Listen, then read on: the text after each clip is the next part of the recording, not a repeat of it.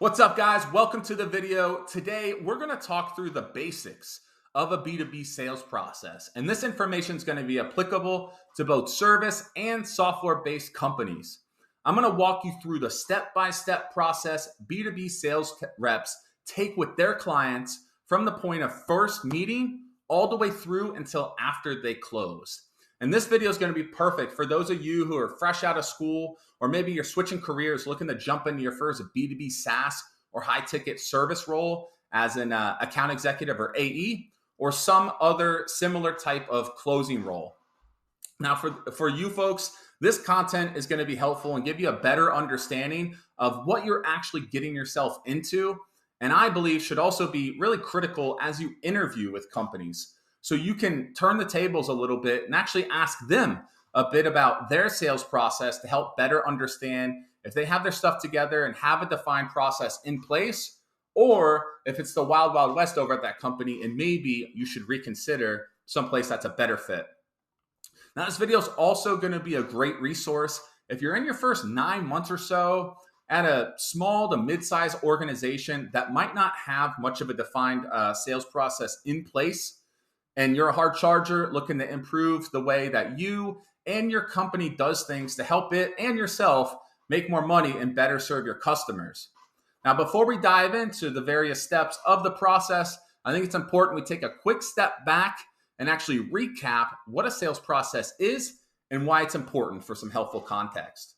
So, sales process is defined as a set of repeatable steps that a salesperson follows to take their prospective buyer from the point of initial contact through being a paying customer or client. It's important that we have a defined sales process because this can actually improve our sales performance. It'll help us shorten our sales cycles so we close our deals more quickly. This will help improve our win rates, which means we just basically improve our close rates or close deals at a higher percentage. This also leads to higher quota attainment. So if we're doing those things, we're hitting our targets more consistently. It's also, by having a defined process, we're able to more effectively manage our leads through our pipeline. Just overall, this leads to more productive sales reps. In fact, research findings published in the Harvard Business Review actually report that companies with a defined formal sales process generate 18% higher revenue than their counterparts. Now, I haven't done any scientific research findings here, but I also believe that a defined sales process is really important because the things that get measured are the things that get improved. And if our process isn't defined, it's almost impossible to measure and improve it. And what happens is we tend to go off our gut. Really, our gut is not a great indicator of success when we're talking about objective business decisions. Now, also a sale, especially a B2B sale, really is a journey that takes place over multiple conversations. And if our sales process lacks a clear journey without key milestones or goals along the way, we may find ourselves getting lucky and winning deals sometimes, but it can be really difficult to repeat success. And without a clearly defined process with clear entry criteria into one stage and exit criteria from that same stage throughout the entirety of the process, it can be difficult to really know where we're at in a sale, which makes forecasting our results, it makes development and coaching and just really improving performance very difficult. And lastly, without a defined, repeatable process, it's nearly impossible to actually build a team that can achieve consistent results. Anyway, now that we're all on the same page about what a sales process is and why it's important, let's dive into the major steps of a typical B2B sales process. And keep in mind, I will be making future videos diving into all the nuts and bolts, getting into all the details and crevices involved in each step. But for now, let's fly at about 30,000 feet and dig in.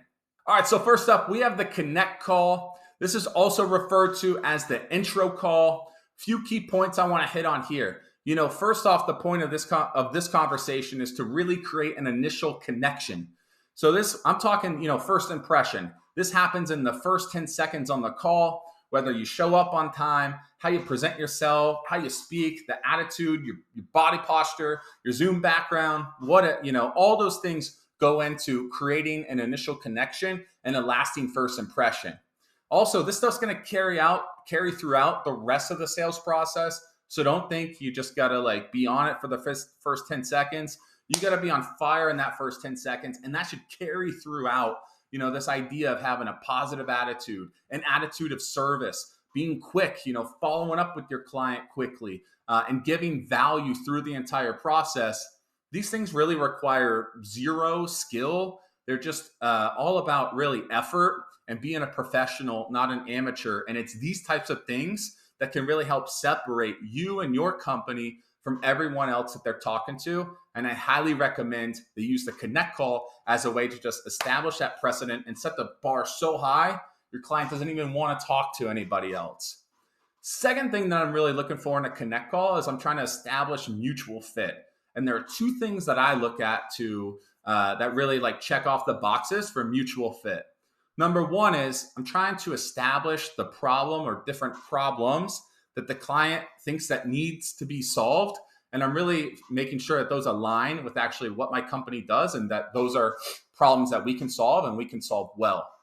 The second thing for good fit is I'm getting the client to agree on next steps. So this actually happens throughout the entirety of the sales process. Before I leave one step, I'm always getting agreement to schedule the next step. But for the connect call, I really want to emphasize this. I don't move anyone forward in my particular process until I get agreement to schedule the next call with the client. So diving in, actually speaking of that next call, I want to dive into step number 2, the discovery call. So now at this point, they're interested. You guys had a 20 to 30 minute conversation and they're going to give you a shot.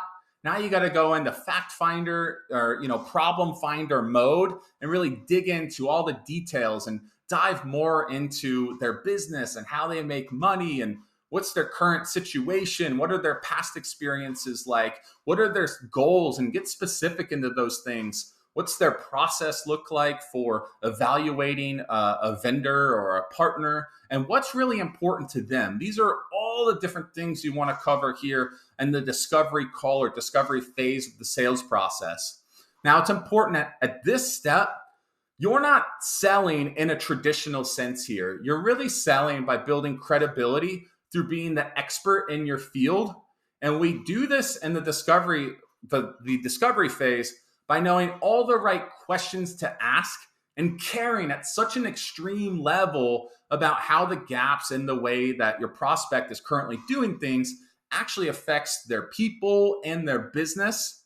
And this is actually the most important step in the entire sales process. It really sets the rest of the process up for success. And also, for you closers out there, in my opinion, by asking the right questions and actually listening and caring, you set yourself up to help this person and their company. And when that is authentic and genuine, people can really tell. And in my opinion, it unlocks the door for the close and makes the remaining steps in the process so much easier. Once you've wrapped up your discovery call, the next step in the process is a presentation or demo. And up to this point, the prospect should have talked about 75 to 80% of the time, and you should have listened and asked great questions.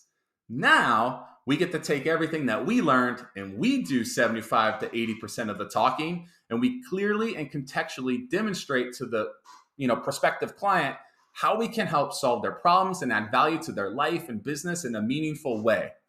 Something really important to keep in mind here, as you present your solution, or as I like to present my solution, I really try to keep in mind that this isn't a monologue. I really want to speak a little bit and then check in with my prospective client, ask them for feedback, and use this idea, what's called trial closes, to really check in and understand or temperature check how aligned I am with the client and where I'm at in the sale. So an example of that is, as I'm going through different parts of my presentation or demo, I might stop, pause, say, hey, could you see this transforming the way you do X? Or, hey, before I continue, how do you see what we just covered impacting your team? Or one of my favorite ones to kind of wrap this call up is, on a scale of 1 to 10, how confident are you that what I just showed you would solve your problem of X? And these are called trial closes or temperature checks, just a really good understanding. These help give you a really good understanding, again, of where you're at in the sales process and really how aligned you are with the client.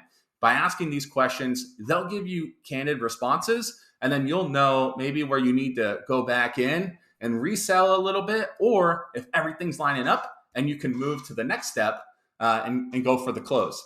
Once you've wrapped up your presentation demo, everything's good to go, you've got agreement that your plan's a great one, we want to move to the next step in the process, and that's called the write-up or proposal review or contract, whatever you want to call it.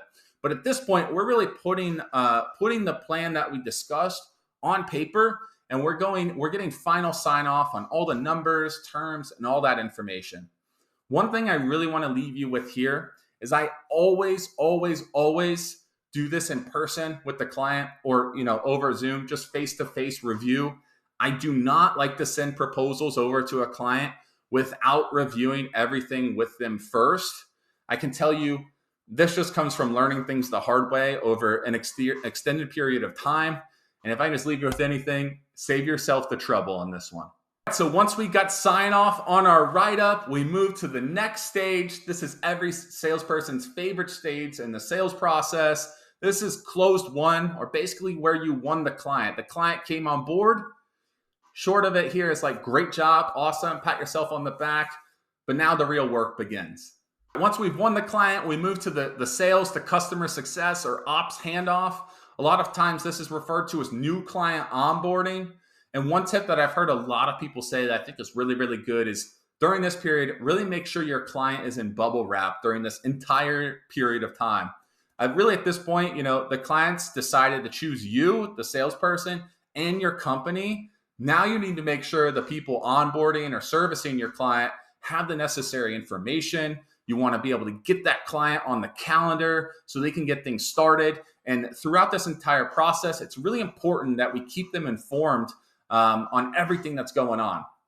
And you really want to do everything you can as the salesperson here to make sure they see that initial value as quickly as possible and have a great experience transitioning to the other team or teams within your company. So once your client's made it through onboarding, we move to the final stage of the process. This one's called follow-up. This is really where post-onboarding, we're checking in with our client regularly. We want to make sure they know that we care. As a result of being able to do this, we can identify new problems that our company can solve. This not only helps generate more revenue for you, for your organization, this also just makes your client's life better. And this is also where we can a lot of times generate referrals. So you have happy clients. They see that you deliver awesome customer service and a great actual service and results for their organization. They're going to be happy to give you referrals. And really at the end of the day here, through following each of these different steps and having a team that really delivers on the expectations you set and following up, this is where we're going to create clients for life. So guys, there you have it. Those are the typical steps in a B2B sales process. To quickly recap before we sign off here, we got step number 1, the connect call, also referred to as the intro call. Then we move into number 2, the discovery call, digging into all the details. Step number 3 is our presentation demo. This is really our time to present a solution and really sell the client.